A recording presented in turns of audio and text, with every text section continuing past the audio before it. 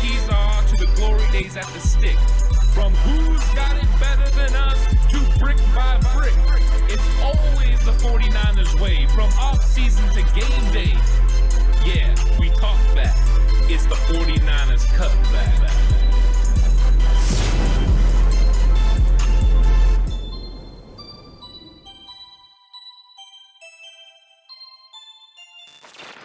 It's 49ers Cutback Podcast time. Welcome to the show.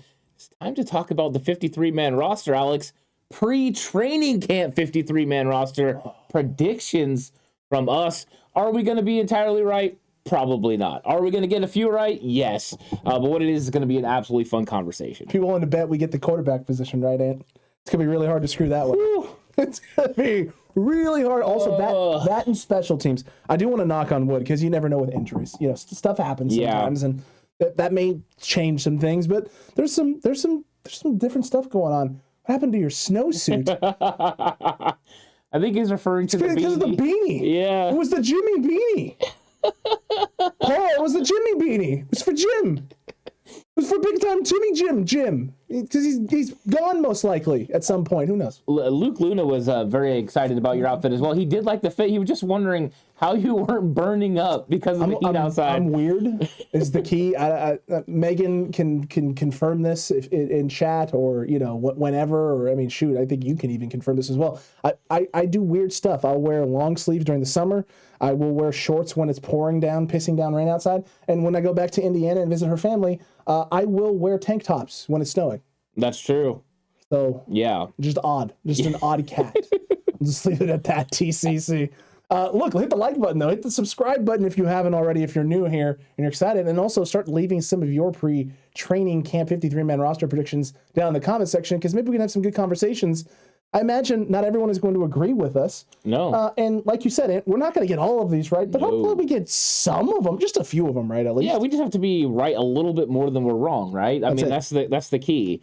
And that's what we're gonna do. We're gonna try to predict these the best way we can without seeing anything that has happened, you know, in training camp. But this is why it's a part of being the pre-53 man. From just on paper what it looks like, we all know this roster is not going to be constituted by just what's on paper. These guys are going to go out there and prove it, and on Wednesday, that's when they get started to proving it. So right now, this is a fun conversation to see how close we can get, because it's all about building to that 53-man roster. It's all building towards Project 53, and I'm excited about this because there's a lot of positions, and we've been talking about the position battles for about 6 weeks now, Alex, and now it's all going to come to a head at training camp. But who do we think is going to win these position battles? Because sometimes we left a little nugget out there. We didn't really come to a full agreement on it. Not always, but for the most part. I think you and I both feel very similarly about this roster and how they're going to constitute it. Maybe we feel differently about how many guys they keep, and that may fluctuate certain positions in terms of who's the odd man in, right? Who's the last four out on that bubble? Who's the first four in on said bubble? If we were doing some sort of a phenomenal, you know, NCAA tournament bracket breakdown show or something like that. But reality is, at the end of the day, Ant, we feel very comfortable with these guys and where they're at. What are the news about Shanahan at the TK show? Yeah, I'm not sure. I have no idea. Yeah, Pedro, give us a little bit more information on that. I haven't heard anything about this. Nothing. So if you'll give us a little bit more information, we'll gladly get into it. Absolutely, gladly get into it. But look, let's and Big Papa, by the way, no, not the COVID. Never. I had the COVID way back in 2019. That's it. No COVID since. And let's start with quarterbacks. Yeah. First and foremost, these are the big ones, and this is the big key here, the quarterback position, what it could look like. We have down here Trey Lance and Nate Sudfeld. These seem like the odds-on favorite. Are you sold on this? With all the Jimmy Garoppolo news coming out, everything that's happening, are you sold on this as the quarterback situation? Or could this change? Yeah, I'm not sold on it, but this is the most likely, I think, from everything that's happened during the offseason. Trey Lance is going to be quarterback one. That's the one thing I'm really confident about. And then after that, less confident, because Jimmy Garoppolo is still on the roster. And as long as Jimmy Garoppolo is on this roster, he is the second best quarterback on this team. And he's really close to the first quarterback. I mean, that's how good he is. So I think that right now it's going to be Nate Sudfeld, but that all hinges on the fact of Jimmy Garoppolo not being on this roster when we get to August 30th. And if he is, then it could be Nate Sudfeld that's not on the roster with Jimmy Garoppolo being the backup. But right now, I would have to go with this. Look, I think this is the most likely scenario. I agree with you on this, Ant. This is the more plausible situation. These are the two most likely names that at the end of training camp, these are the guys that you're rolling with. These are the guys that are going to be available for you to be rolling with on your roster, for them to be the quarterbacks going into the season, to be operating your offense, operating your system, doing whatever it is that Kyle Shanahan asked them to do. That being said, it's not over till it's over. The fat lady has not sung. Jimmy Garoppolo is still a member of the San Francisco 49ers. And until he's not, he is at the very least quarterback 2, and at best he's quarterback 1. I mean, that's the reality. That's where he falls in this tandem. It's Trey Lance and Jimmy Garoppolo. You can put them in whatever order that you like. If you like Jimmy better, fine. If you like Trey's upside better and what you think he can be and add to the system, then fine. Put him in whatever order you want. But at the end of the day, he's one of the best 2 quarterbacks on this roster. And if you're not moving off of him, then he's here. And Nate Sudfeld is gone, and that's the replacement piece there. And buckle up, 49ers. If that happens, Ant. Yeah. I don't know how likely it is.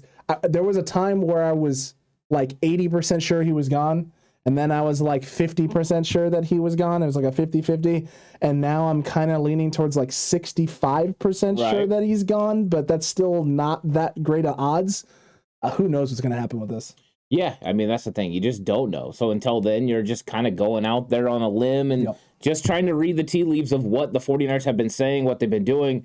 And it just appears that right now, since it's the direction that they went with, they gave Nate Sudfeld so much guaranteed money, $2 million, that you would think he's going to end up being the backup quarterback. But if Jimmy's on this roster, getting close to August 30th, I will be surprised if he's not on this roster all the way, because that means the 49ers didn't get enough value in trade. No, not at all. So we'll see. We'll see what ends up happening. We'll see if that ends up actually playing out the way 49ers fans envisioned it, Kyle Shanahan envisioned it, John Lynch. It's obviously not exactly the way they envisioned it, but hopefully they're able to salvage that situation and get enough out of it to maybe make this quarterback situation less controversial and less toxic, I guess is the right way to put it, and more streamlined and behind your young quarterback that you took 3rd overall just a little over a year ago, Ant. Let's move on to running backs, though. The running back position, because there's a lot of names, Ant. There's a lot of guys in that room, from TDP to Elijah Mitchell to Trey Sermon, JaMycal Hasty, Jeff Wilson Jr., to newbies and newcomers, and guys like Jordan Mason, who a lot of fans are starting to fall in love with. Let's pull that list up, Ant. How do you feel about that list, and do you think that's the reality here with those 4 running backs and Kyle Juszczyk? Because I don't think there's any world in which Kyle Juszczyk is not on this list. No, I think it is. I think the running back room is constituted of 5 guys, and these are the 5 guys. Of course, Kyle Juszczyk, the fullback, but then Elijah Mitchell is the number 1. I think it's really clear who number 1 running back is in San Francisco. It's going to be Elijah Mitchell. And then after that, you've got 2 third-round picks who they're not going to give up on yet. And then first off, Ty Davis-Price hasn't even got a chance to prove it, but he's going to be somebody that makes a lot of big plays on 3rd and short on the goal line situations in the red zone. So I think he's going to have an opportunity. And then, of course, Jeff Wilson Jr., I believe, is going to win the 3rd down back role. And if he wins the 3rd down back role, that means JaMycal Hasty's not going to quite make this team. Now, everyone has been super excited about Jordan Mason, and I like Jordan Mason too. I just think it's going to be really difficult for him to be able to go ahead and make this roster right now. I think he'll end up on the 49ers practice squad as long as nobody claims him. And then at some point, he could make an impact on this team. But I believe this is just the best way right now for the 49ers to build it. There are more conversations coming out that they're talking about running back by committee. And that makes sense when you have running backs that are similar in style as some of these guys are, but also have the ability to convert in certain situations. I think Kyle got a nice eclectic group, and he's going to use them to the best of their skill sets allow them to be used. It's true. Look, I think running back wise, right? Elijah Mitchell, like you said, obviously RB1, Kyle Juszczyk, fullback 1. There's no questions there. You're not keeping more than 1 fullback, Ant, in a shocking twist and turn of events. And then look, Ty Davis-Price and Jeff Wilson Jr., I think, are the next 2 men up that I feel the most comfortable with. That's only because of what Jeff Wilson Jr. has done in the past, but it's going to come down to health for him. That's the reality. And then Trey Sermon is battling it out with Jeff Wilson as well as JaMycal Hasty in terms of who's going to be that 3rd down guy, who's going to have that role and kind of play in that role. But you're right. Running back by committee seems like what we're moving towards now this upcoming season. 2020 felt like you moved a little bit away from that and all the injuries settled in. 2021, you tried to show yourself up, but you had a plethora of injuries, and now you've really gone full swing back almost to that 2019 sort of running back by committee where you have a handful of guys you feel really good with. Shanahan felt good about Raheem Mostert, but a lot of people didn't necessarily feel the same way in 2019. Yeah. He absolutely loved what Matt Breida was. He absolutely loved what, oh man, why am I blanking on this now? Tevin Coleman was doing for San Francisco as well at that time. He loved the names that he had in the room. The difference, I think, between that 2019 room and what you have right now in this running back room is, like you said, guys who do similar stuff. Elijah Mitchell, Ty Davis-Price, and Jeff Wilson Jr. have very similar running styles. The odd man out in that group is honestly Trey Sermon. Yeah, you're right. And I gotta go to chat because Pedro Paulo has completely cleared up that whole situation when he was talking about earlier. He said Shanahan said Lance will be like Jimmy G in 2019, play along with the running game. He will not be asked to do too much. Fair. Then said about Jimmy G, we had an awesome run with Jimmy. It was great. But when you have a salary cap, this is a decision we made last year, and Jimmy gave Trey this year we thought he needed. So it seems that it's kind of clearing up a few things. Of course, it seems the 49ers are going to move on from Jimmy Garoppolo. I don't think that's surprising anyone. Or the fact that Trey Lance is going to be running a run-first system for Kyle Shanahan and the San Francisco 49ers. I think this is kind of what everyone anticipated. But part of the reason he's going to be able to be run-first is because of these running backs that are going to make the team and the ability that they have to do the things that they do. So I'm excited about it. I do like the Ty Davis-Price addition because I think the conversions on 3rd and short and 4th and short have been a problem for the 49ers for a few years, especially when they had their speed backs. Oh, yeah. They didn't have guys that could just power and get those first downs. Now they have physical guys who can go ahead and get it done and can win after contact. I think that's really important. Extremely important. And look, Pedro, those comments are phenomenal from Kyle Shanahan. Number one, phenomenal in the sense of clarity. Yeah. Gives some clarity to fans and the team in terms of what the plan is and was. Number one. Number two, and the most important, is understanding why the decision is being made. Not the clarity, but the description as to why the decision is being made. Right? Why are you moving on from Jimmy Garoppolo? Well, you have a salary cap. You have tough decisions to make. You have a roster that you need to build now and in the future. And Jimmy's money makes it hard to do. And we believe Trey can do what Jimmy did in 2019. Okay, so based on logical thought processes, right? Quarterback who can go in, execute the run game, get you in and out of your right calls in the run game, and then deal when he needs to as a passer and not being asked to do a lot with his arm, but do enough. Well, okay, you got a young guy who's talented, big cannon arm, he can do those things. Well, great. Then let's save the money, right? Let's get the young guy in there, have the growing pains that we have with him, much like we had with Jimmy early in his time there, and see what happens. And hopefully your defense is strong enough and your run game sound enough that you can get that done. That also being said, it gives you a lot of clarity into what Kyle Shanahan and John Lynch thought about Trey, right? Jimmy gave him the year he needed. He wasn't ready when he first came out. Yeah. One of the biggest concerns, I don't want to say most people, I will say the biggest concern I had at this table was Trey not being ready when he first came out. Now, I went crazy and said 3 years potentially, but a year was, like, if it's a year and then he goes, like, then this is a great pick at this situation, right? Yeah. You didn't have to give up that much in order to move up. Yeah, and let's. I want to listen to these comments, and that way I can get a real clear, because I like to hear like the inflection of the voice and everything. Do his eyes light up when he's talking about Trey? But I mean, if he's saying we're going to get a 2019 version of Jimmy Garoppolo from Trey Lance, that was good enough to go to the Super Bowl. And should have won you a Super Bowl. Yeah, if you're going to add the addition of the legs to be able to run and create outside the pocket, it could be enough to get the Niners over the top. That's some really cool comments. I hope that I can listen to them and get that same reaction, because that would make me really happy. I'm just going to be walking around smiling all day if that's the case. True. Shanahan said he expects to see Garoppolo at tomorrow's physical, but isn't sure after that.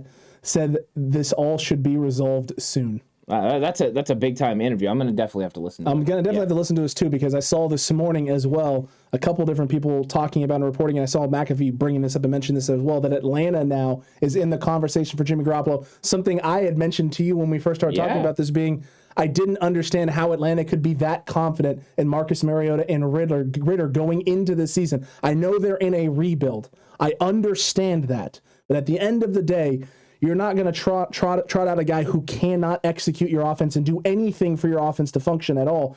You have to have someone who can go out there and do something. And those two guys are completely unproven. Mariota has done some good things, but since the shoulder injury and the arm injury, has really not done a whole lot. Agree to disagree, because you need to lose, and you need to lose royally if you want to get a big-time draft pick to play quarterback. Unless you think Jimmy Garoppolo could be the long-term answer. if you believe Jimmy Garoppolo can be the long-term answer in Atlanta, then you go ahead and make the move, see what you can do with the team. But if not, you might just take yourself out of an opportunity to pick first overall, second overall. No, go take your lumps, go lose to Tom Brady, go lose to Baker Mayfield, and just take it. But couldn't you still lose with Jimmy Garoppolo and just have a slightly more competitive team? Yeah, you could. And then all of a sudden you're not getting the number one quarterback or the number two quarterback, and you're paying him $25 million. It's true. I just don't know. Hey, Atlanta, listen. Ant just made all of the logical points as to why you shouldn't do it. I want you to disregard all of those things and then trade us a second-round pick. Yeah, and one thing before we move on is Dan Sileo did come out over the weekend and say that he had heard the Atlanta Falcons had offered a 2 and a 5 for Jimmy Garoppolo. Of course, they have no 5 in 2023, which means it would have to be a 2024 fifth, which probably means it's a conditional pick. So we'll see if that comes to light. But then Dan Sileo also said he was going to get traded to Tampa Bay. So, yikes! In other words, yikes. And Siggy, I heard it was a very simple surgery. I would bet he's throwing already. Yeah, he's been throwing actually for about a month now. It is. Yeah, it is. So yeah, he's already back and doing stuff. So physical should all go well. I said Riddler. I don't know. I might have said Riddler. Batman's always fun. I mean, who doesn't enjoy the Batman there? Who doesn't enjoy the Batman there, Donald? Look, let's move on from running backs, though, because that running back room is stout, and it's going to be the thing that Trey Lance leans on, and that Kyle is going to have this team lean on in a shocking turn of events. And they want run-first guys so they can on the O-line so they can run the football effectively, and they have a bunch of those dudes, and they're going to have a bunch of those gentlemen. But the wide receiver room should also help Trey play to his strengths, and these are the 5 names that we have currently down on the board and the pre-training camp 53-man roster prediction. I love every single one of those names, and you and I have said this, I think, from the start, that it feels like it's these 5 names, only these 5 names, and there's really no other options barring injury. Yeah, I think so. I think we've been pretty clear on this the entire time that we think it's going to be these 5 wide receivers. I don't think there's any other situation where they keep a 6 unless it's for special teams, and I just don't think. I think they got players in other areas that they can use on special teams. I think these are the 5 wide receivers, minus them bringing in somebody with a tremendous ability to come in here and maybe stretch the field or something like that. I just don't think they go beyond 5, and 5 allows them to keep other players at other positions, which they're going to have to do, because when it comes down to it, 49ers are about trench warfare, and keeping the maximum amount of players they can keep on the offensive line and defensive line is going to be so important. And beyond these 5 guys, who's going to get playing time? I just don't think you can do it, especially when you have a big-time playmaker at tight end like George Kittle. Now, with George Kittle mixed in with this, right? I mean, you can really throw George Kittle into this mix of wide receivers, and you have 6. You have 6 guys who play like a wide receiver out there in space. What Debo does for your offense, what Brandon can do for your offense, what Jennings showed he can do in your offense on top of George Kittle, and then you added in the 2 speed guys in Ray McLeod and Danny Gray, who you're hoping can do a better job of filling that Kendrick Bourne-esque, that Travis Benjamin-esque role that we saw, that Trent Sherfield role that we saw last year at a higher level. You're hoping these guys can be it. And you're also hoping Ray McLeod can add a little bit of what Brandon Ayuk did in year 1, what Debo has done the last few years, running the ball out of the backfield as well. There's just not a lot of room for anyone else. And unless someone else on this roster has top-end speed and size to make Ray McLeod and Danny Gray completely useless, both of those guys are making this roster, and these are the 5 names you're going to have. Yeah, I think so. I think this one was one of the easiest positions actually to... I didn't have to think of it much at all. To come into agreement with. I think this was, there's other positions where there's a lot of contentious conversation, and you're having to walk away from players that you really don't want to walk away from. But when it comes down to it, I don't think wide receiver is one of those positions. True. As for the comments earlier, Jess, you are right. Batman is a friend of the pod. I don't know if you guys know this or not. Green Bay, it's the San Francisco Green Bay game preview show, all the way back in 2020. It's the 2020 game preview show, season 1. You can find it in the season 1 playlist somewhere in there. Batman does make an appearance on the pod. Yeah, he does. Yeah, it was a very interesting time. Yeah, it was scary. Yeah, we sent me to Wisconsin to report live from Lambeau Field, and things went absolutely haywire, man. It's crazy. Yeah, it made for a good lock it up segment. It was a great lock it up segment. I'll tell you what. Scary before that, but post being saved by Batman, it was wonderful. It was wonderful, absolutely wonderful after that. Look from the wide receiver position to the tight ends who we had just brought up and mentioned. And by the way, Pedro Paulo just subscribed. So Pedro. Oh, welcome, Pedro. Thank you so much. Yeah, awesome, man. We really appreciate that. Let's get to the tight ends. Tight ends. This one, a little different. People feel a lot of ways about the tight end room. I think there's a lot of ways to craft this thing. There's a lot of ways to set this thing up. Why these three, Ant? Why are we feeling this way? Because we both feel these are the best three guys on the roster at this moment. Yeah, we've been talking about tight ends for a couple years now, and bringing that depth that behind George Kittle up to a higher level. And the 49ers definitely made a concerted effort this year. Last year, it was all about Michael Pruitt. True. Michael Pruitt didn't work out, but this year it's a better Charlie Warner, and now they add in Tyler Kroft. They have a lot of competition, but Kroft is a guy that we've seen be able to create in the red zone. He's a guy that can block. He's a guy that can do it all. And so when you have a guy that has that versatility, now you no longer know exactly what that tight end is going to do. Because when Charlie Warner was on the field in 2021, he was blocking. If you got Ross Dwelley on the field, it was probably a pass. You don't want those situations to happen anymore. And now with Tyler Kroft out there, it could be a run. It could be a pass. That flexibility is going to be really good for this offense. And then I think Charlie Warner is going to have more advancement in his receiving game and his skills. I think he's going to take a step forward. This could be the best tight end room that the 49ers have had under Kyle Shanahan. And that's saying a lot because when they had Jordan Reed, I thought that was going to be the most talented. They kept 4 that year. But once again, it was the same thing. You put Jordan Reed out in the slot, power slot, helps you as a receiver, but he's not blocking. And that was one of those problems with that tight end room. So this could be one of those ones where you're just not sure what each one of these guys do. And that's good because we know Kittle, unfortunately, is probably going to miss 1 or 2 games because of injury, because he just plays so dang tough. Yeah, man. He has no off switch. He has no slowdown meter. He is someone who has taken the knob, Ant, turned it to 20, even though there's only a volume of 10, and then ripped off said knob so you can't turn it down. He just doesn't have any other speed than full speed. And look, if Kyle Shanahan just said it, as Pedro brought up earlier, run heavy offense. Trey Lance going to lean and rely on that run game and pass when necessary. If you're going to do that, then why is it anyone but these 3 names? These are the best 3 blockers that you have on the roster. And I haven't seen Tyler Kroft block in the system. And I can tell you that he's the next best blocker after Charlie Warner. That's the reality of the situation. He may be better than Charlie Warner. He has to prove that, though. You have to go out there and show it. Is he a better receiving option than Charlie Warner? I would agree, yes, because I've seen Tyler Kroft operate as a receiving threat, and I've seen Charlie Warner operate as a receiving threat. That being said, Ross Dwelley is not that guy. People have talked about, I've heard some people comment about Tyler Kroft. Well, he's fallen off since his big year.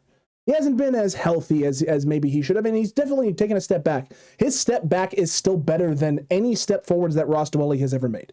Ross Dwelley's regression has been extremely noticeable and went from he was the number 2 tight end to easily the number 3 and completely useless to San Francisco last year. The only time he went into football games is if George Kittle was not healthy. That's it.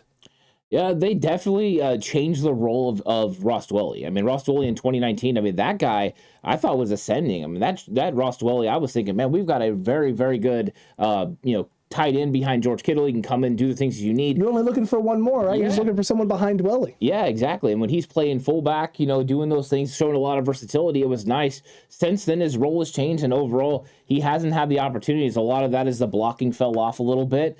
We'll see if he can turn that around. He knows he's in a battle this year. He's not showing up and got one guy to beat in Michael Pruitt. He's got a lot of guys to beat because they brought in Tanner Hudson and Troy Fumagalli. They still have Jordan Matthews. This is a very tough room, and I think it's going to be a lot of talented guys out there going out there to compete, and that's good. The 49ers insulated themselves to make sure that they're going to have 3 solid tight ends this year. So I'm excited. Probably the most excited I've been about the tight end room in a long time. I mean, we know what we got with Kittle, but after that, there's been question marks. And I think the 49ers are finally figuring it out. Agreed. And Tyler Kroft was a name that I wanted the Niners to address and bring in to help, make the competition elevate a little bit because he's a little bit more balanced option between Kittle and Warner. Whereas Kittle is great at both. Warner is a little more swayed towards the other, and Dwelley was swayed the other direction, right? They were polar opposites of each other. Tyler Kroft is the middle ground, the bridge between Warner and Kittle. And I think having that bridge option and a guy who can do a multitude of things kind of disguises and hides your hand a little bit as well in terms of what you want to do. Because when Kittle goes down, you can insert Kroft as tight end 1, keep Charlie Warner in his same spot, and you are going to lose something in the receiving game, not having George Kittle, and you're going to lose something in the blocking game, but at least it's not going to fall off of a cliff one way or the other, and it's just a downgrade. That's all. Yeah, and I honestly fully expect Ross Dwelley to have the best camp he's had in a long time. Agreed. I fully expect this entire room to just be an absolute crazy good competition. I'm excited to watch it because I think these guys know that it's a wide open spot. And with Shanahan saying the things that he said at the state of the franchise about no one's guaranteed a roster spot behind George, that anyone is up. I mean, that's a notice on you, Charlie Warner. That's a notice on you, Ross Dwelley. You guys got to go out there and compete because we got a lot of talented football players. And the fact that they got guys like Croft and Fumagalli who are absolutely gigantic. I mean, those guys are 6'5" plus. And, 250 pounds plus. They can move people around. They're aggressive, and both of them were highly touted coming out. So I think that they're going to provide a lot of competition. I'm excited about this room. Fumagalli is just an interesting one because, we haven't got to see a lot of him, and I haven't watched a lot of film on him, so I don't know. That being said, before Michael Pruitt got to camp last year, I hadn't watched a lot of Michael Pruitt film. That's true. Me either. By the time we got there, it was like, we watched a little bit of film, we liked what we saw, and then we got to see him do some things in person, and it was like, okay, cool. And then he got hurt, and we saw him right on the sidelines, and some of the stuff he was doing, it's like you can tell the athleticism is there. It's just, is this guy ever going to put it together? He did it in San Francisco. He goes back to Tennessee, and has himself one heck of a campaign in 2021. It's like, that could have been us. That could have been us. So I'm excited to see what it could be this year because they have addressed this tight end room and definitely ramped up the competition level, which was needed. It was necessary. This tight end room, other than George Kittle, was getting a little stagnant. Yeah, I like the moves that they made, and they're going to keep 3, and it's going to probably be Kittle, Warner, and Croft. Very, very true, Ant. And now, what is it? Gary, could Nick Zakelj become our tight end too? No. Gary loves Nick Zakelj. I love Nick Zakelj too. Does he love him more than you, though? That's the question. I think Gary loves him more than me. That's impressive. Because I like him playing interior offensive line as a guard or center. I'd prefer him to play center, but Gary will take Nick Zakelj anywhere. So I'm gonna go ahead and say Gary is the leader of the fan club. But yeah, I'm definitely there waving a flag. So he's the leader of the NZ, the NZ fan club. Yeah, there you go. All right. The NZ fan club by Gary. Coming to a chat near you guys. Absolutely wonderful. Let's talk about the O-line because these are the gentlemen we're thinking it can be. And Gary, I don't know if you've noticed this right there at the bottom, there is a Nick Zakelj sighting. Very well could be the case. And that's how many? 1, 2, 3, 4, 5, 6, 7, 8, 9, 10 offensive linemen there. The Niners keeping 10. 9. Is it 9? Yeah. Did I count 1, 3? Yeah. 6, 7, 8. You're right. It is 9. 9 offensive linemen. That scared me for a second. I thought I had an extra guy. I thought there was a 10th guy that surprised me because I remember pre-show notes looking at things and being like, 9 guys. Yeah, those are the 9 that I feel good about too as well. And then I counted 10. I was like, did I miss it? Oh, it's fine. 9 guys there. Obviously, at the top of the list there, Trent Williams, Mike McGlinchey, Mr. Corey. We get it. You don't think Mike McGlinchey is that solid and that set, but a healthy Mike McGlinchey and Trent Williams are the 2 best gentlemen here at your tackle, your bookend guys. Those are your starters going into the season no matter what. Yeah, and Aaron Banks and Daniel Brunskill are probably going to be the guards. Now, one thing I heard over the weekend, and Akash was putting it on Twitter, I don't know if this is confirmed, if this is true or what, there are rumors that Daniel Brunskill may start on the PUP list.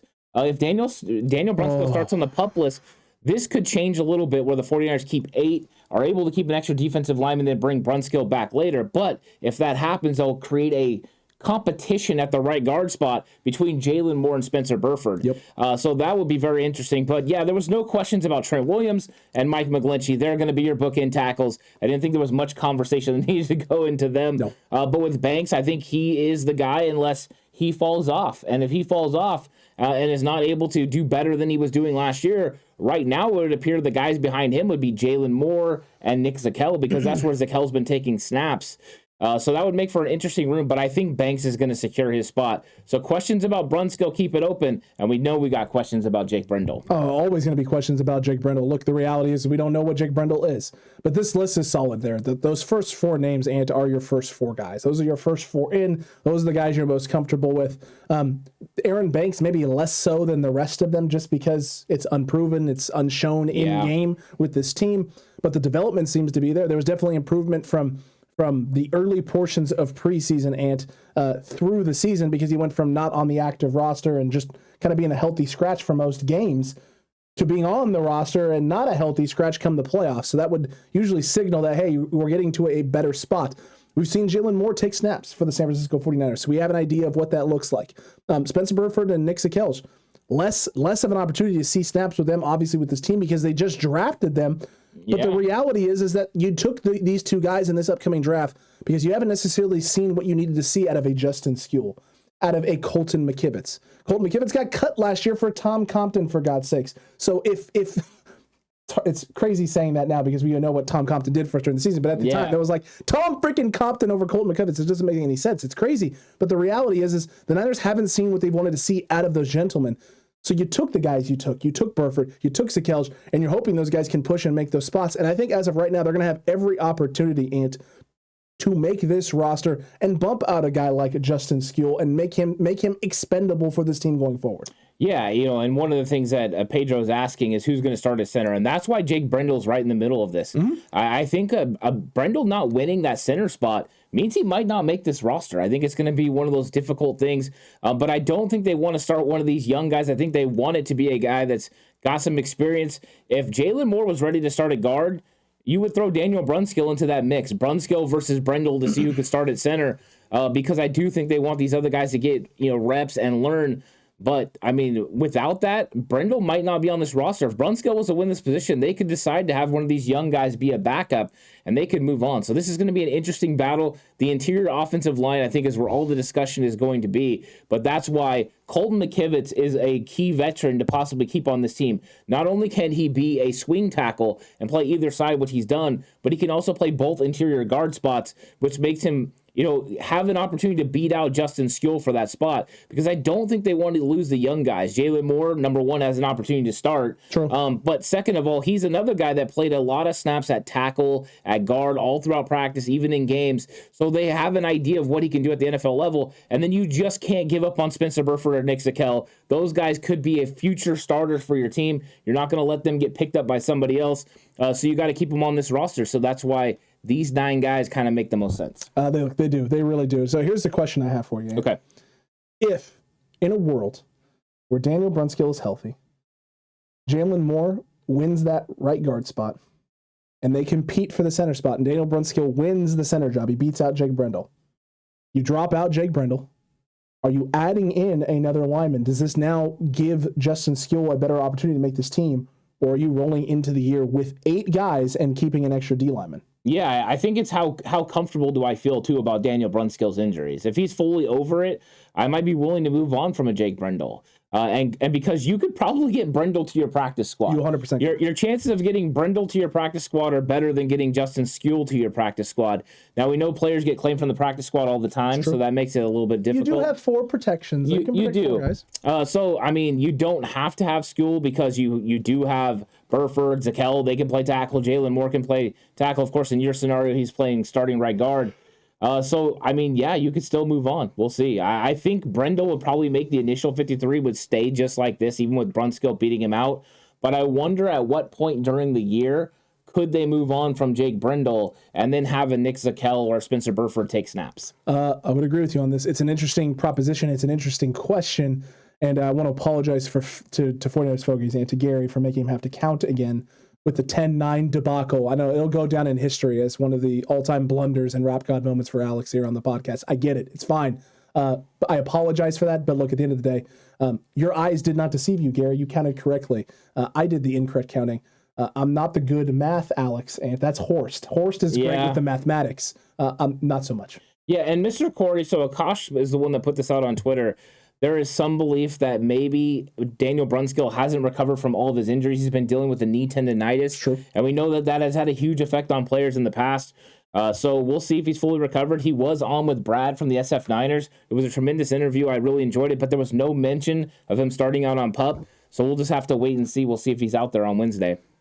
Would he come out and say that, hey, there's a chance I might start on PUP? But that's the question. No, he wouldn't say it. I'm just saying there was no conversation of even like, how are you feeling or anything like that. Which is interesting because you feel like that's a question Brad would ask. Brad is very like pro player though. Exactly. So he handles it a certain way. He didn't put him in any tough situations. I think that's why they like working with him. You know what I mean? Because he's not going to ask those really tough questions that, make them feel uncomfortable. But it was a good interview because they went through the season, and he gave some insight on Alex Mack, gave insight in on how he works with other players, which I thought were tremendous. And so, I mean, that is part of the cool thing about those interviews. That is true, man. That is true, especially since Brad do play some O-line at the collegiate level as well. The conversation there, I imagine, was great. I'm going to go check out that interview. So if you haven't watched it either, RSF Niners, you can go check that out after this as well, or you can watch more of our content if you've missed and need to catch up on our stuff, and then go check that out. Either way, it's fine, TCC. That's the offense here. That's your guys there offensively. Obviously, your punter is going to be Mitch Wishnowsky. We can get to special teams later. Let's stick with the defense now. Let's transition over to that. And let's start with the most important part of this defense, which is that front four and that D-line. And look, you kept 11 last year. Are we keeping 11 this year, Ant? Are we keeping 11 this year? Yeah. It looks like we're keeping 11 this year. I let Ant do the math now because I know I'm bad at it. Yeah.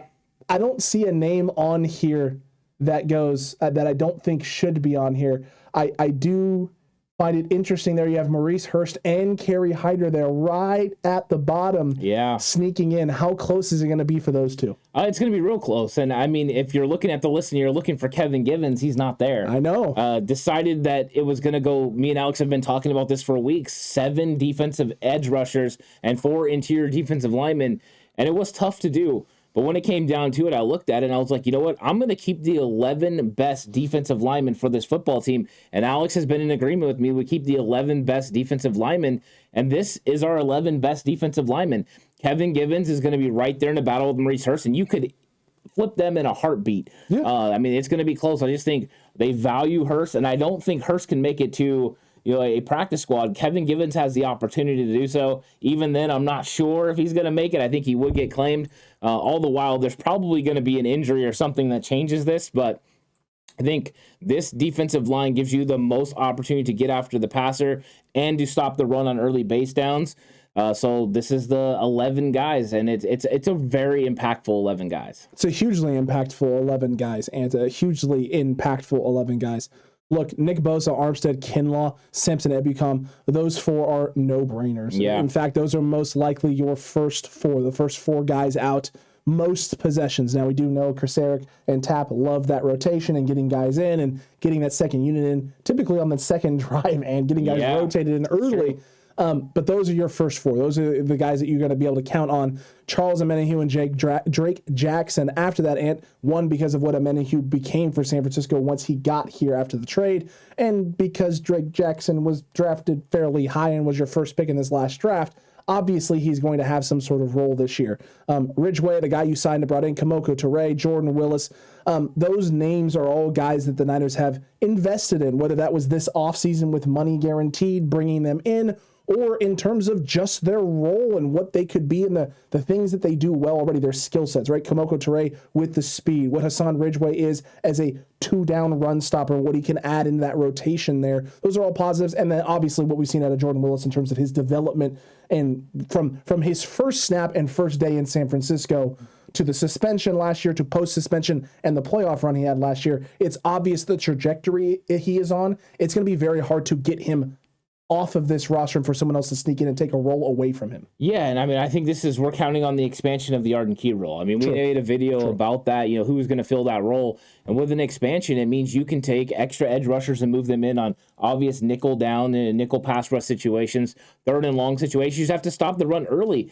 And they could have a 4-man rotation on the inside with Armstead, Kinlaw, Hassan Ridgeway, and even using Kerry Hyder, he can add to that as well. I mean, they can do a lot of things with this group, so I'm excited about that. But yeah, it was hard to keep 7 edge rushers as opposed to keeping 6 and 5, which would have been the normal breakdown you would think from the 49ers. But I just think they can't move off of like a Kamoko Toure who could be able to get after the quarterback. And adding Drake Jackson, I think, changed the makeup from 6 and 5 to 7 and 4. Look, I agree with you there. I think it definitely mixed things up and made it so that it was something to consider. Now, Siggy just asked a great question. D Ford? Question mark? D Ford could throw a wrench in all of this. He definitely could. So he could throw, he could throw a wrench in all of this. If D Ford is healthy on this roster, it's just Kerry Hyder, right? Kerry Hyder is the odd man out, or do you think it's another name? I think it could be Kerry Hyder. It all depends on what they're getting out of Kamoko Toure. True. If Kamoko Toure is not being able to play on base 4-3 down sets, if he's not improving against the run and setting the edge, then he does the same exact thing D Ford does, just not to the level that D Ford does it.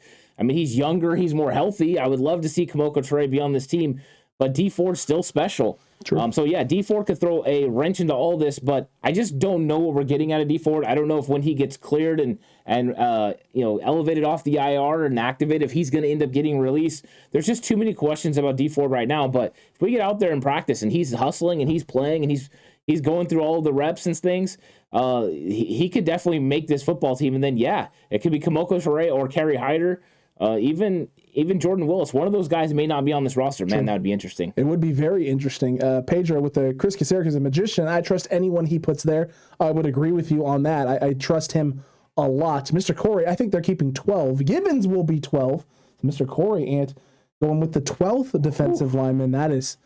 And what are you keeping? 8 offensive linemen? Yeah, well, where does the cut come in, Mr. Corey? What position group is losing an extra guy? Yeah. Siggy, I hear Ford is healthy. Well, look, that's great.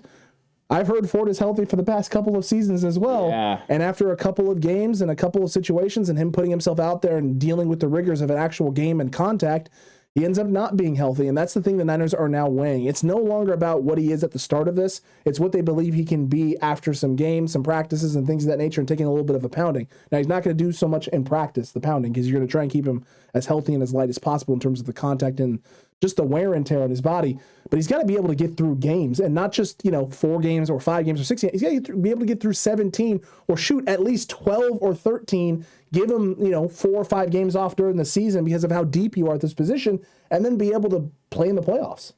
Yeah, I mean, and that's one of the things that Tessio is saying. Put D on the pup if you wanna. But Kyle was pretty straightforward about not seeing a future and him in the future plans. Agreed. Yeah, I mean there could be no future plans for D4. We just don't know. That's why I didn't put him on this list, and I think me and Alex are in agreement about that. It's just you can't really have this guy be a part of that top 11 guys because you just don't know what his health is going to be. If he's fully healthy, it could be just like Mr. Corey said. He's the second best defensive lineman on the entire team. As far as pass rushing, he is. I would say as far as total defensive lineman, Eric Armstead is still better than him.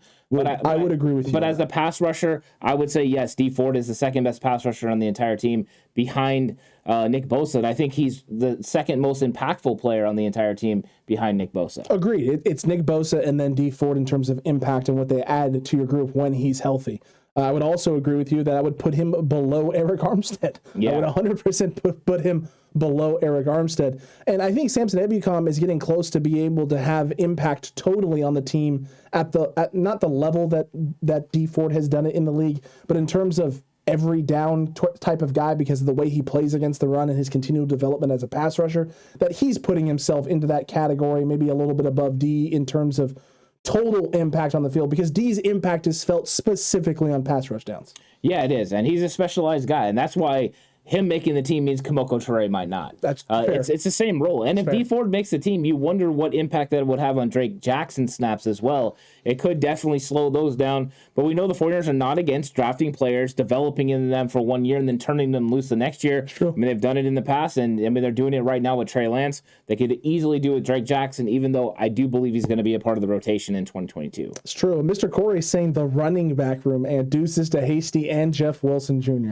Yeah, we saw what happened when the running back room got absolutely torn up last year. They were bringing guys in off the street. I mean, here comes Kerryon Johnson. Here comes guys you've never even heard of coming in there, and you're relying on Kyle Juszczyk to run dives up the middle because you don't have the running back room you need. So I think Kyle Shanahan's going to be a little leery of that. If he thought he could get a couple of these guys to the practice squad, then maybe he would do that. But I do think they're going to have 5 running backs in this room. That's very true. Very true. Tasio, I'm also very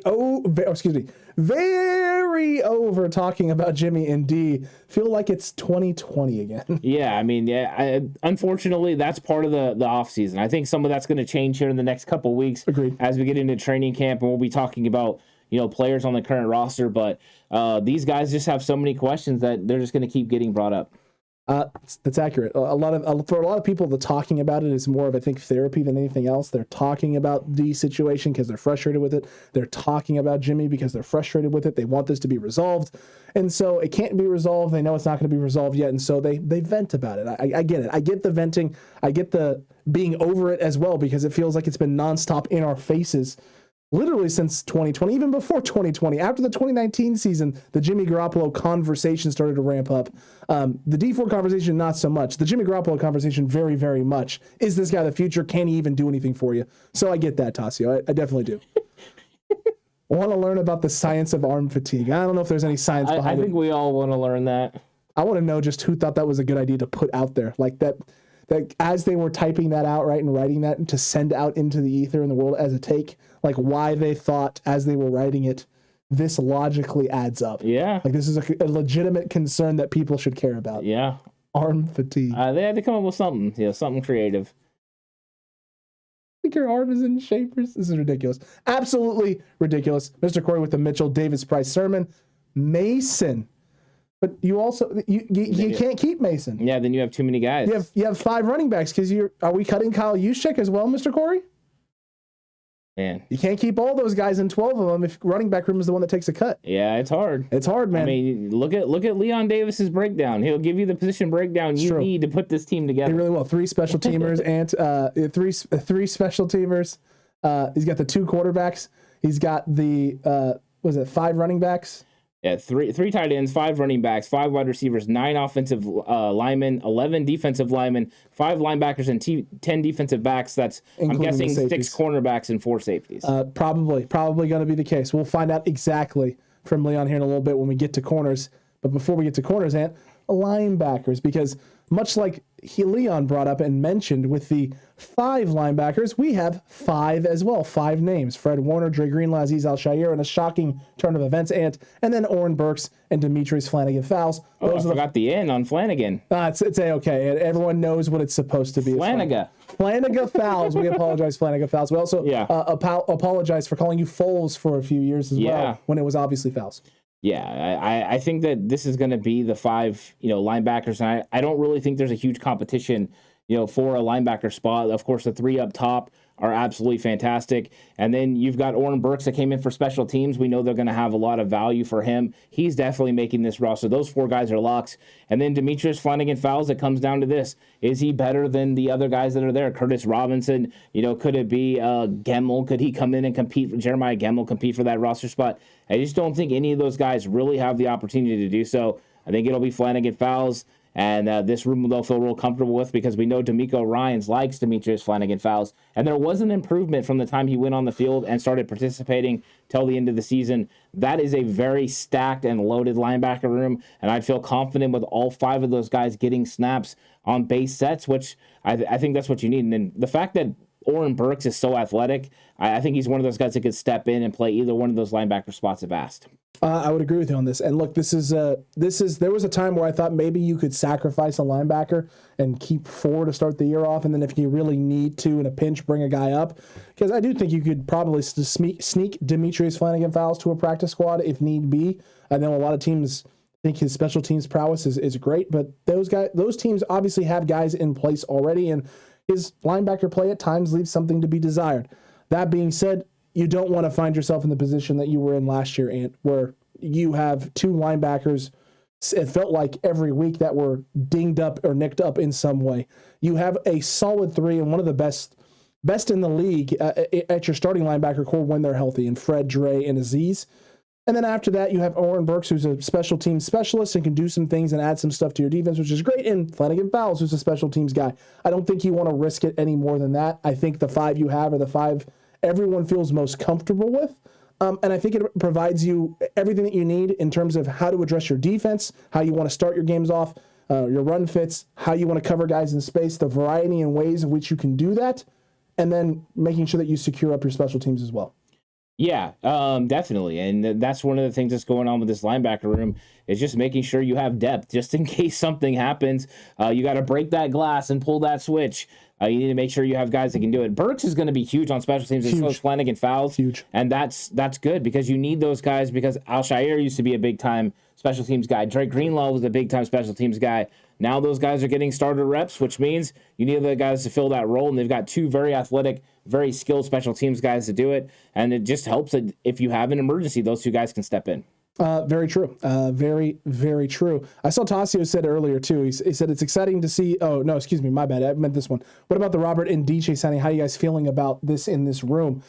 Look, I don't think this is a bad move. This is a very intriguing move. The Niners have consistently tried to improve their defensive line. He's a guy who's 27, and he's a former first-round pick. Played in the NFC West, so very familiar with NFC West schemes and opponents and what they like to do. And it's Chris Kasarik. It's Coach Kasarik, man. Coach Kasarik and Darryl Tapp have done a great job with every player that they've brought in terms of development. Do I think they can get the best version of him out? Possibly. They definitely could. Am I going to put a lot of eggs in that basket? No. I'm going to wait to see what happens. And if they are able to turn this into diamonds, then it's great for the San Francisco 49ers. And that room gets a whole heck of a lot harder to even decipher how you're going to build it. And if you don't, then it didn't cost you anything. It's not going to cost you a bunch. And who knows, you might even be able to sneak this guy into a practice squad. Yeah, it's a first-round pick that you're signing for a league minimum. That is a guy that is a disturber. He likes to get across the line of scrimmage and make things happen. That's exactly what Kyle Shanahan, John Lynch, and Chris Kasarik want on their defensive line is penetrators, guys that can get in there and wreak havoc.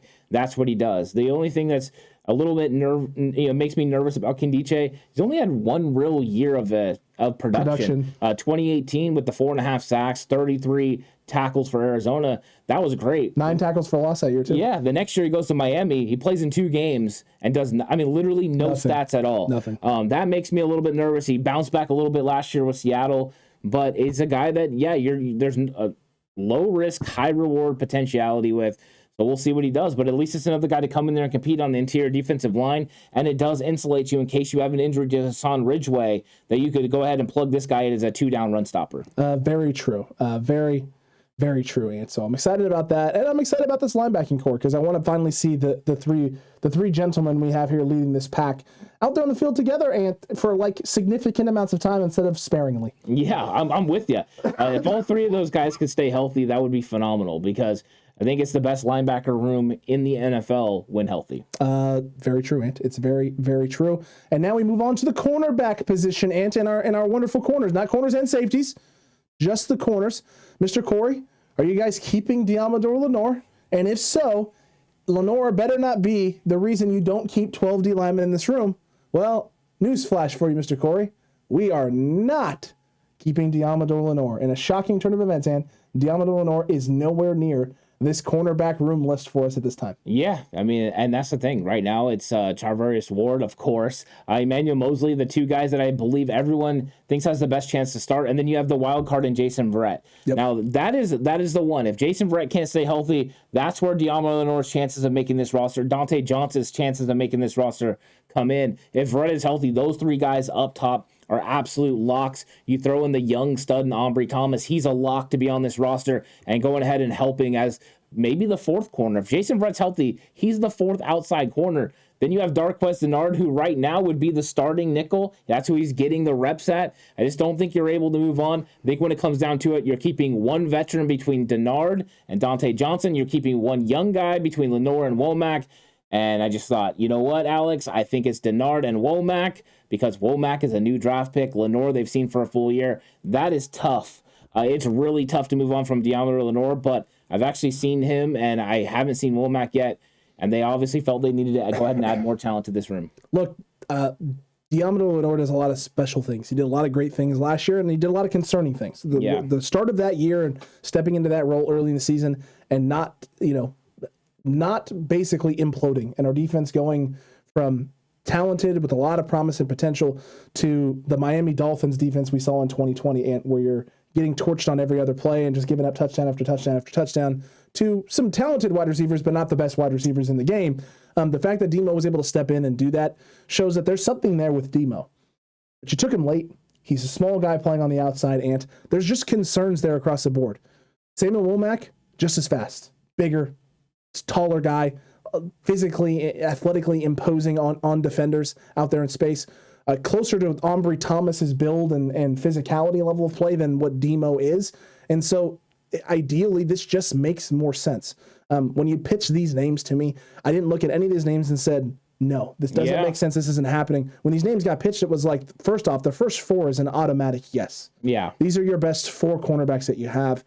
And then it just comes down to Darqueze Dennard and Dante Johnson in terms of what they do, what role they fill, how useful they are. Which of the 2 guys do you think you have a better chance of getting to a practice squad? And Dante Johnson is a proven commodity to get to the practice squad and keep around. He really is, yeah. He really is. Darqueze Dennard, not so much. And then with Womack and with Diamondou Lenoir, teams are going to look at what Demo did last year in the positives and the negatives, and that's good and great and all, and they're going to look at Samuel Womack's potential. If you keep Demo, teams are going to take a chance on Samuel Womack's potential, the size, the speed, everything else that he does. Diamondou Lenoir, they may look at the measurables and be like, this doesn't fit in our scheme. And I think there's a better chance to get a guy like Demo to your practice squad than there is any opportunity to get Samuel Womack. Because if you cut Samuel Womack and he's not making it there, the reality is you're probably not going to get Tariq Castro Fields to a practice squad, most likely, just because of the size. Yeah, it's going to be tough to get these guys to practice squad. The only thing that we have going for us is there's going to be a lot of players to get released from their football teams this year because of COVID. You know, there's so many players that came out in this draft. There's so many undrafted free agents that you're going to lock on to players, you know, and you've got, Diamondou Lenoir fits a lot of systems. For once, I don't think he fits what Seattle's doing up there. They're going back to their cover 3, these big, tall, long cornerbacks. So him finding a spot to land is going to be more difficult. I just think it's going to be a real battle. And I seen that Lou said, he doesn't think Dennard is going to stick, and that might happen. Good. But right now, Darqueze Dennard is still a first-round talent that they felt really comfortable bringing in and giving first-team reps. If they didn't feel comfortable with Dennard playing the nickel corner spot, it would have been Diamondou Lenoir or Ombre Thomas or Emmanuel Mosley or somebody else getting those first-team reps. It's Dennard right now, so which means somebody's going to have to come in there and take it. All the while, Jason Verrett or Emmanuel Mosley might end up playing that nickel role, which would make it really difficult. And in that case, you could see a Dennard slide a little bit. But I think they're going to like the veteran leadership, the ability to play on the outside and the inside. That versatility is really nice. So, I mean, could it end up not being Dennard when we get to August 30th? Of course it could. 100%. We could end up seeing Diamondou Lenoir and Samuel Womack being those 2 corners, and I don't think anyone would bat an eye. But we're a long way away from August 30th. And Demo's got to prove it, man. He has to go out and prove that he can operate in the slot. The reality is Darqueze Dennard has shown he can operate both on the outside and the inside. We know he can do those things. He's done it in San Francisco. He's done it throughout his career in the league. Demo has shown he can only play on the outside. Yeah. And you and I both thought when they drafted Diamondou Lenoir, this was your eventual nickel corner. This was your eventual nickel corner replacement. We get to camp. He's not playing nickel corner. We get deeper into camp. He's still not playing nickel corner. Towards the end of the camp, they throw him into the slot to have him start playing nickel corner, and it didn't look good in practice. And it was like, that's a problem because that feels like that was the position he was supposed to come in here to eventually play for this team. Now, he's had a whole offseason, a lot of time to develop, a lot of time to work on his game and hone his craft. If he honed it, then he's going to be in a much better spot, and Darqueze Dennard and Dante Johnson are going to be on the bubble to whether or not they can make this team. But he's got to go out and demonstrate it in practice. He's got to demonstrate it throughout training camp, and then he's going to have to go in and demonstrate it in the game, because the reality is, Ant, with the names you have on here, you're probably not going to see Charvarius Ward, you're probably not going to see Emmanuel Mosley, you're probably not going to see Jason Verrett in preseason, not training camp. You'll see them in training camp, but preseason. Which means Thomas, Darqueze Dennard, Dante Johnson, Samuel Womack, Tariq Castro Fields, and Diamondou Lenoir are getting the majority of your snaps in-game. He's going to have plenty of opportunity to show it on the outside, plenty to show it on the inside. He has to take advantage of his chances. Yeah, he really does. And thanks so much, Bobo, for the $2 super chat. It says, I really believe we're going to win we're going to be Super Bowl champs soon. I would love that. If we get to February, it's going to be good. I'm excited about this team, and I'm excited about the roster top to bottom. I think we're going to have one of the best 53-man rosters when it's all said and done and put together on August 30th. That's going to be fantastic. But there's going to be a lot of competition at training camp. I can't wait to get out there and see it. And this is going to be one of the positions to watch, because there are questions surrounding that nickel corner spot. And let's see if Verrett is showing his ability to practice. Then we have an idea, and let's see where they line Verrett up. If they start moving him or Mosley on the inside, that's when I'm really going to get hyped, which means those 3 guys can play together. I would love that. It's going to be juicy, and if that happens. Mr. Corey, some of these guys will end up on Seattle's team, and Donald Johnson. Mr. Corey, I don't care. Seattle is in rebuilding mode. If there were ever a year for it not to be the end of the world, the Seattle Seahawks end up with some of your players, fortunately, it's this year. So long as Jimmy Garoppolo doesn't end up in Seattle. I'll tell you someone who might is Tariq Castro Fields if he's released. He could definitely end up there. He fits what they would want from the nickel corner spot. So yeah, that can make sense for them for sure. We'll see what happens though at that spot, and we'll see what those corners end up being. And let's shift over and shift gears to safety, because this is an interesting room. I think a lot of people feel very comfortable with the names. Actually, I don't even want to say that. I want to give people credit, because I have heard people still pitching Leon O'Neal Jr., which I don't understand personally, but to each their own. And these are the 4 names we have at the safety room. Yeah. Obviously Jimmy Ward, obviously Talanoa Hufanga, obviously George Odom. I don't think those 3 names should be in contention. I think the only real question is how people feel about Tarvarius Moore coming off of that injury, and then whether or not some people think he's going to start or not over a Talanoa Hufanga, because I don't think George Odom is really in this competition. I know some people have been pitching it, Ant, but how are you feeling about these 4 names? Yeah, I actually think that Tarvarius Moore is going to be in the mix for that other starting corner or safety job opposite of Jimmy Ward. I think that's going to be a battle between him and Hufanga, and we're going to see what kind of role they come up with, both of them. I think both of them could actually be a little bit more interchangeable, where you're not having a guy that's a set starter. I think Hufanga will start on the field, and then Moore will come in on certain situations where they want him to cover deep third, or they want him to go cover someone in the slot, or do certain things like that. I think that's where he can help out. And with Odom, I think they're going to have him in there competing, but really they brought him in to play special teams. He's a lock to make this team for the mere fact he's such a great special teams player. But how much is he going to be involved in the overall play on down in, down out? I don't know there's going to be that much opportunity for him. But I do like the safety room overall, because he does have starts in his career. He does have playing time. Every one of these guys have been able to go out there and prove it already on the NFL field. So there's less questions about young players or things like that surrounding this room. So let's see what happens. But I think it's a battle between Moore and Hufanga. I think right now Hufanga's leading a little bit. But let's see what happens when we get out there and see how they're dividing these snaps between Hufanga and Moore. Look, you cannot count out and discount Tarvarius Moore for this job, specifically because he was in competition last year with Jaquiski Tartt before the injury. There was no guarantee that Jaquiski Tartt was going to be your guy, specifically because Tartt got hurt. He wasn't able to always stay healthy, and people thought there was a chance, and there was a slight chance that you could see something like this out of Tarvarius Moore in terms of him elevating this guy into some sort of competition with Tartt for that job. A lot of people thought you could get that. You could see that. You could see him rolling into that kind of role. And you know what? I believe, honestly, deep down, Ant, that this guy was going to have an opportunity last year to start and compete for that job. He wasn't able to last year because of injury.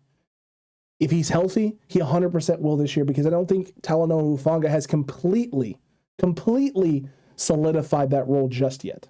Yeah. I think this is going to be a fun one. I think this is going to be a fun battle to watch. This room has a lot of talented players, and I think what makes it interesting is how much different each one of these guys are. Because Hufanga and Moore are not similar players. They do things drastically different, and their skill sets are different. I mean, Moore is one of those guys that's a 4.3 speed guy. Hufanga's question marks coming into the league were about his speed. You don't have any question marks about Hufanga as far as tackling, being able to operate in the box, all those things he does very well. Also, instinctiveness to be able to create turnovers, I think, is something that I'm looking forward to, because I do want this room to create turnovers. And then I think when it comes to Moore, he's got that deep third ability. Now, how much did Hufanga get better during the last season? I think he did get better, and I want to see what kind of improvement he had working with Troy Polamalu and doing the things that he needed to do in the offseason, because I never question his work ethic and his ability to want to get better. I mean, he just does want to get better.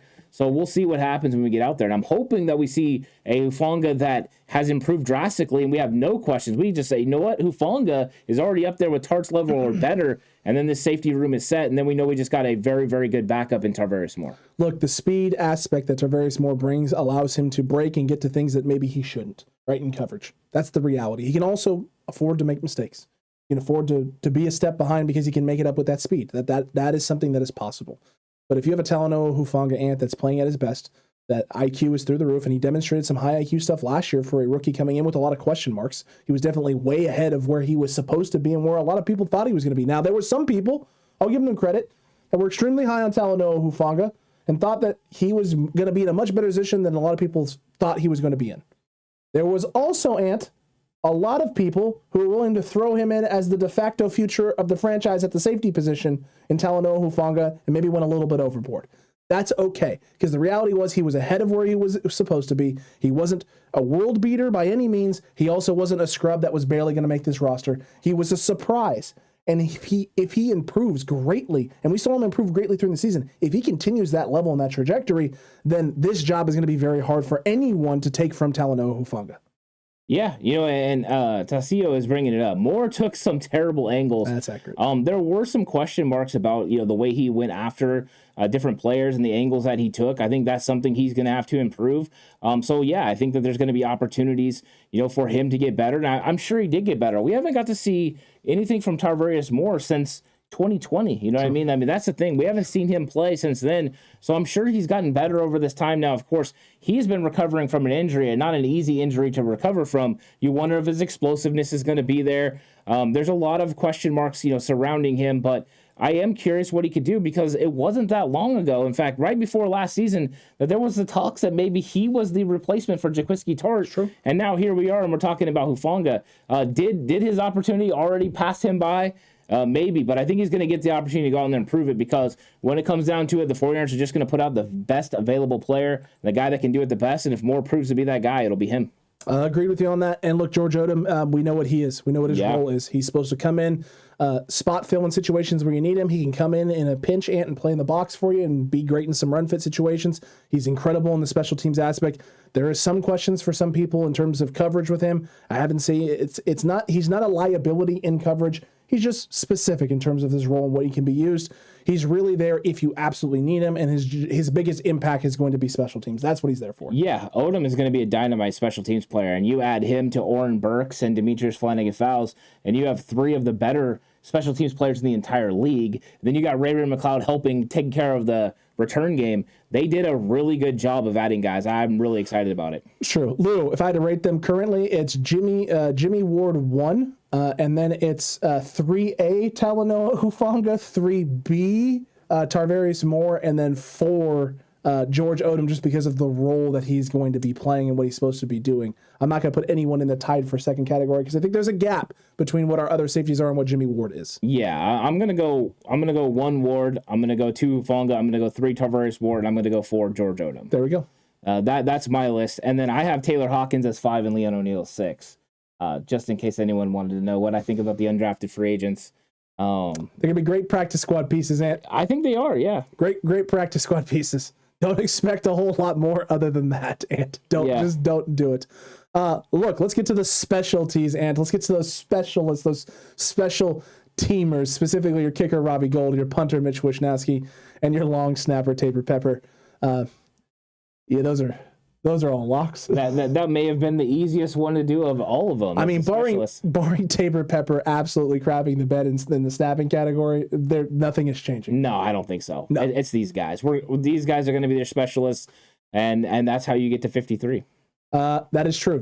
These are your last 3. These are your 53. John, notice how we saved them for the end. I didn't put Mitch Wishnowsky and Robbie Gould in the 40s and the 30s. Or even or excuse me, I'm not gonna put them at 53 and rank them some ahead of the other guys like John did in his 53. That still cracks me up. I keep ribbing him about that all the time. Yeah. But these are the last 3. This is how you round out your roster. Yeah, it is, and so that means you have 24 offensive players, 26 defensive players, and then the 3 specialists, and that's how you get to your 53-man roster. It's absolutely great, and there is our breakdown, like you said, Ant. Look, at the end of the day, can this change? Absolutely, it could. You could keep some players at some other positions. I don't know how anyone can convince or talk themselves into an extra offensive guy, knowing the positions, right? There's not that many questions about your tight end room outside of tight end 1 and tight end 2. There's not really that many questions in your running back room other than maybe which guys you really like. It can't be more than 5, right? Maybe you can be Mr. Corey and talk yourself into 1 less, but you're not going to do more than 5 running backs. And then your wide receiver room, I mean, it has to be those 5. I don't know why you would talk yourself into a 6th.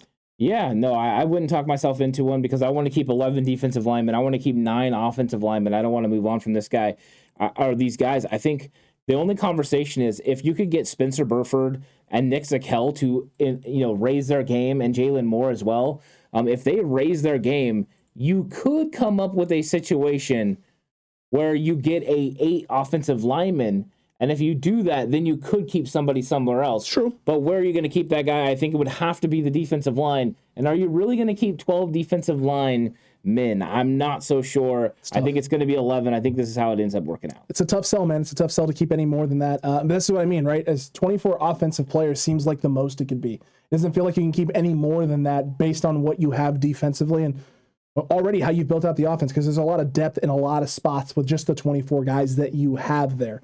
Your weakest positions in terms of depth are going to end up being your quarterback room and your offensive line group, just because with the O-line group, there's some unproven commodities in those spots. Your tight end room is deep. Your running back room is deep. Your wide receiver room is extremely deep. Yeah, exactly. And we have a question from Mr. Corey. Says, I missed your guys' running back room. Did you all have JaMychal Hasty in there? We did not. No, we did not. JaMychal Hasty did not make the team. We went with Jeff Wilson Jr. For that role. So that was we decided that the third down back role was the competition, and we think Jeff Wilson Jr. beats JaMychal Hasty out because he has versatility to do it on first and second down as well. Yeah. So they're there on the corner there. You can see them. Those are the running backs we had.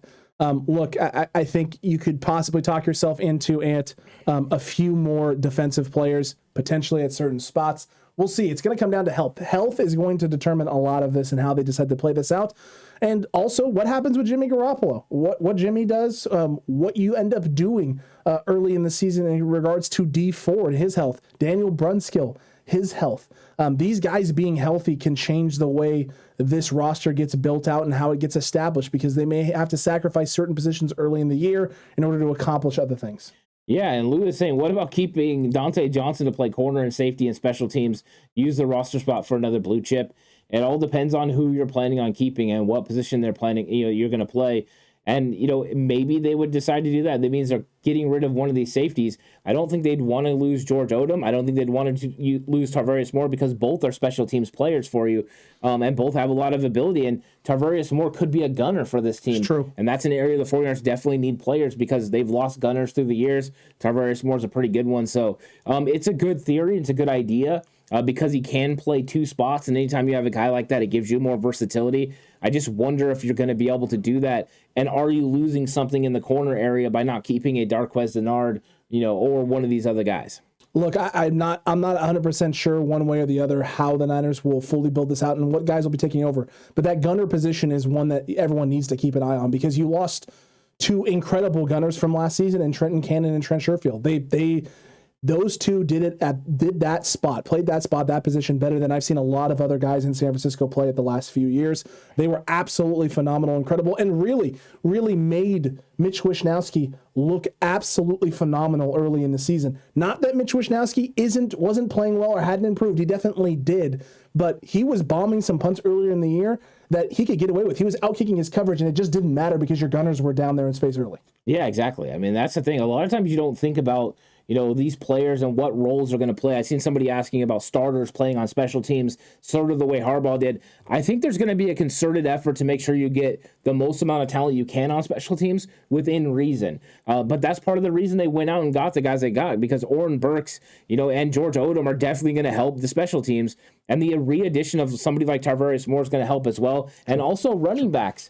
So if you want to make this team, you got to go help on special teams. Jeff Wilson Jr., a good special teams player. I expect TDP and Trey Sermon to also play on special teams. Those things are going to be important. So when you're looking at these players, we always look at their skill sets amongst the position players, but it matters for them on special teams as well. It really does, Ant. It really, really does. But TCC, what do you think? Let us know in the comment section down below right now. Live chat. Drop some positions in there. Did you agree? Do you have it broken down just like this? 24 offensive players, 26 on the defense, 3 in the special teams, Ant, for the total 53-man roster? Or are you like Mr. Corey, who's saying, no. We cut Jeff Wilson Jr. I forgot about Kyle Juszczyk, Ant, so it's fine. We keep Kyle Juszczyk in that room. We don't let Jordan Mason come in. We keep 4 total running backs and add an additional defensive lineman, which he is using specifically for Kevin Givens in this scenario based on our breakdown. We want to know. We want to know from y'all what you think about this team, how it's going to play out based on the current 90 names that you have. Yeah, exactly. And I think that I want to know how everyone feels that this is going to go. There's going to be some decisions that need to be made, but training camp is going to decide, which one of these guys actually make it and how this 53-man roster ultimately looks like. And let us know, what positions do you want us to focus on when we're at training camp? Going to be out there watching, and is it is it interior offensive line that you're the most focused on? Is it going to be the cornerback, the nickel position? Is it safety? I think it's going to be a lot of fun. So just let us know what you want overall, because it's going to be a lot of conversation coming from training camp. It's true. It's very, very true, Mr. Corey. Remember when Bowman was playing special teams? I do remember that. Tassio, I know Dante Whitner said that playing starters and special teams made a big difference on their Super Bowl run.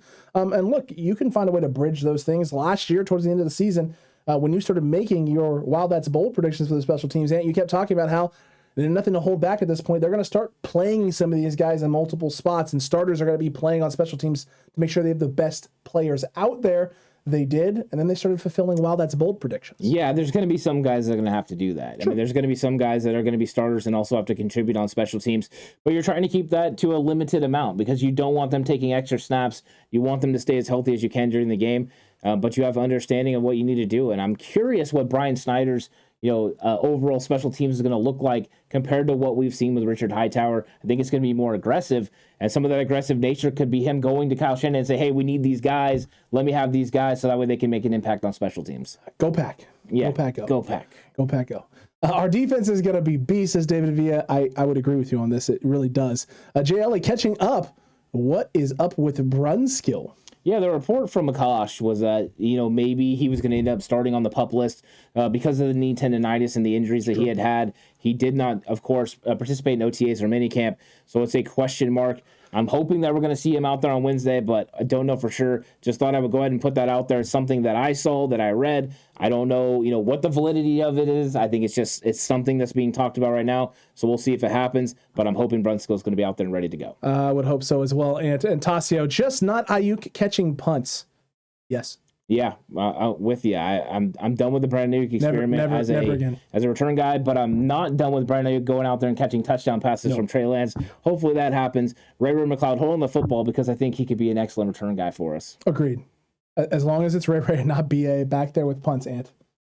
That the Colts game, that was it for me. I do want to give Brandon Ayuk though the love of him getting better as the season went on. Agreed. Because there was times where it was a real struggle. He let the ball hit the ground too much, but he did start to secure the catch. He did. And he started making better plays. So he got better. So let's at least give him credit for that. But in the same regard, hey, Ray. Hey, Ray. Handle the business. We want you to do it. Ray. Yeah. Get back there and catch punts today, please. I don't want BA back there. I don't dislike Brandon Ayuk. I love BA. I love everything about BA, the football player, and I don't love BA, the punt returner.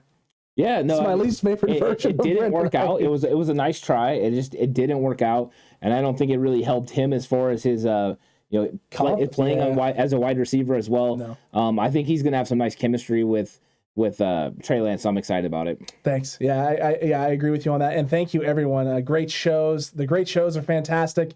You guys are cool AF from Mr. Corey.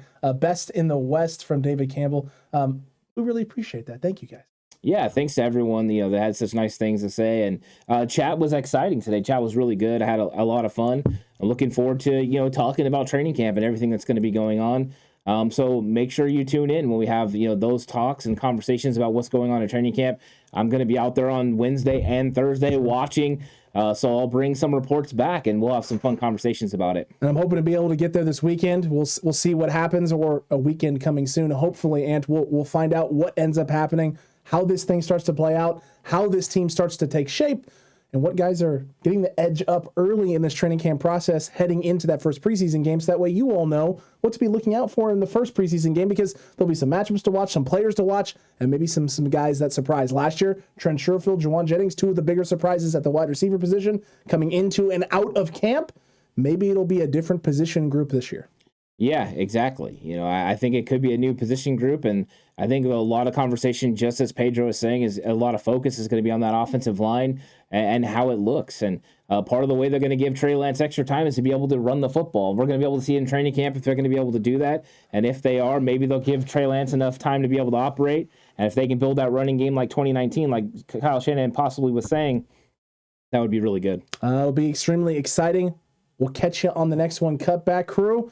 And Ant, I think it's about that time. Yeah, it's that time. Let's chalk another one up. Catch you later, TCC. Ooh, boy.